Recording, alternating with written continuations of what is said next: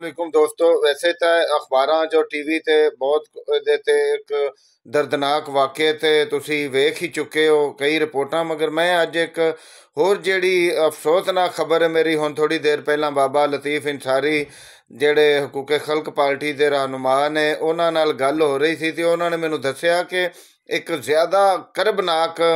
ਤਾਂ ਇਹ ਵੇ ਜੋ ਵਕੂਆ ਹੋਇਆ ਉਹ ਨਿਹਾਇਤ ਅਫਸੋਸਨਾਕ ਹੈ, ਪਰ ਉਸ ਤੋਂ ਵੀ ਜ਼ਿਆਦਾ ਭਿਆਨਕ ਰਵੱਈਆ ਜਿਹੜਾ ਹੁਕਮਰਾਨ ਟੋਲੇ ਦਾ ਹੁੰਦਾ ਹੈ ਉਹ ਇਹ ਅੱਜ ਵੇਖਣ 'ਚ ਆਇਆ ਕਿ ਇੱਕ ਪਾਸੇ 12 ਜਨਾਜ਼ੇ ਉੱਠ ਰਹੇ ਸੀ ਔਰ ਦੂਸਰੇ ਪਾਸੇ ਨੂਨ ਲੀਗ ਦੇ ਜਿਹੜੇ ਜਨਾਬ ਉੱਥੋਂ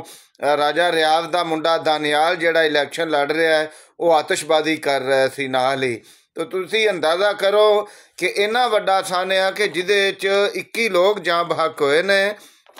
ਅਗਰ ਕੋਈ ਮੁਹੱਜ਼ਬ ਮੁਲਕ ਹੁੰਦਾ, ਅਗਰ ਕੋਈ ਮਿਹਨਤ ਕਸ਼ਾਂ ਦੀ ਹਕੂਮਤ ਹੁੰਦੀ, ਬਾਸ਼ਊਰ ਔਰ ਦਰਦ ਰੱਖਣ ਵਾਲੇ ਲੋਕਾਂ ਦੀ ਹਕੂਮਤ ਹੁੰਦੀ ਤੇ ਕਈ ਰੋਜ਼ਾ ਸੋਗ ਮਨਾਇਆ ਜਾਂਦਾ, ਇਹਦੇ ਤੇ ਉਪਾਅ ਕੀਤਾ ਜਾਂਦਾ ਇਹਦੇ ਤੇ, ਮਗਰ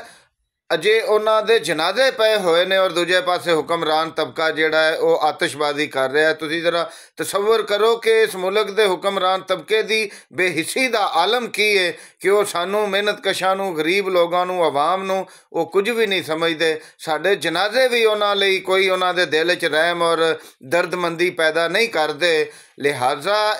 ਮੈਂ ਮਜ਼ਦੂਰ ਕਿਸਾਨ ਪਾਰਟੀ ਦੇ ਲੇਬਰ ਸੈਕਟਰੀ ਦੇ ਤੌਰ 'ਤੇ ਭਰਪੂਰ ਅਲਫਾਜ਼ 'ਚ ਨਾ ਸਿਰਫ ਉਸ ਫੈਕਟਰੀ ਦੇ ਜਿਹੜੇ ਮਾਲਕਾਨ ਨੇ ਉਹਨਾਂ ਦੀ, ਨਾ ਸਿਰਫ ਲੇਬਰ ਡਿਪਾਰਟਮੈਂਟ ਦੀ, ਹਕੂਮਤੀ ਉਹਨਾਂ ਇਦਾਰਿਆਂ ਦੀ ਕਿ ਜਿਨ੍ਹਾਂ ਦੀ ਜ਼ਿੰਮੇਦਾਰੀ ਹੈ ਇੰਸਪੈਕਸ਼ਨ ਕਰਨਾ ਔਰ ਇਨਸਾਨਾਂ ਦੀ ਜਾਨੋ ਮਾਲ ਦੇ ਤਹਫੁਜ਼ ਲਈ ਪਾਲਿਸੀਆਂ ਬਣਾਉਣਾ ਤੇ ਉਹਦੇ ਤੇ ਆਪਣੀ ਜ਼ਿੰਮੇਦਾਰੀਆਂ ਪੂਰੀ ਕਰਨਾ, ਨਾ ਸਿਰਫ ਉਹਨਾਂ ਦੀ ਅਸੀਂ ਮਜ਼ੰਮਤ ਕਰਦੇ ਹਾਂ ਬਲਕਿ ਇਸ ਅਲਮੀਏ ਦੇ ਉੱਤੇ ਵੀ ਅਸੀਂ ਭਰਪੂਰ ਅਲਫਾਜ਼ 'ਚ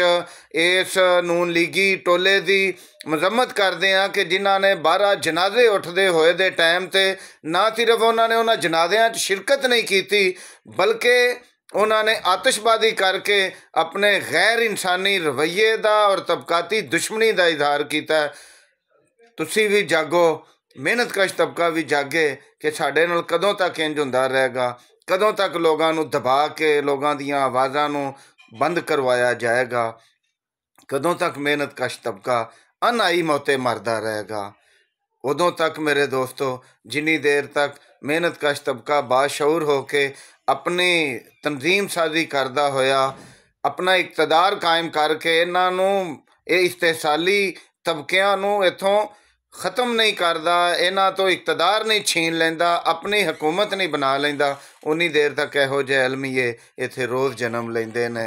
सिर्फ इन्ना हुंदा है कि उन्हां दी शक्ल बदल जाती है, मुतासरीन बदल जाते हैं, शहर बदल जाती है, खबर बदल जाती है, पर जुल्म और इस्तेसाल